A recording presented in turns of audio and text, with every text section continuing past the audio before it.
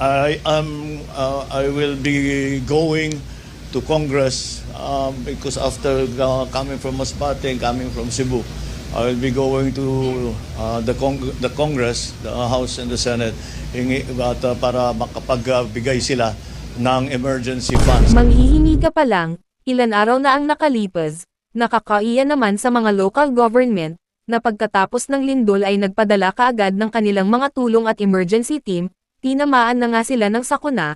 Ang una mo ginawa ay pumunta ng Cebu at pagsamantalahan ang mga taong biktima, pumunta ka lang para magpa-photo op, at di ka pa nakontento, nagawa mo pa magnegosyo, ipinilit mo talaga ang iyong bigas na tag-20, matino pa ba naman ang pag-iisip mo?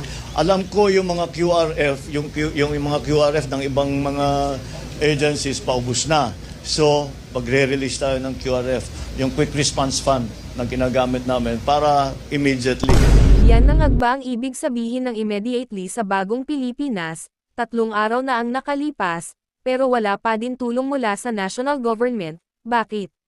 Mabagal ba ang taga-print ng mukha nyo sa mga relief bags, or di tatuma talab sa sobrang kapal? Dahil sa, especially sa pagdating ng dalawa, ng Nando at saka ng Opong na bagyo na talaga napakalakas. Tapos ito pa, nasabayan pa ng 6.9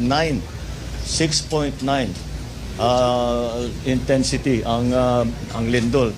Kaya yung QRF para meron kayo magamit, we will have it released as quickly as possible.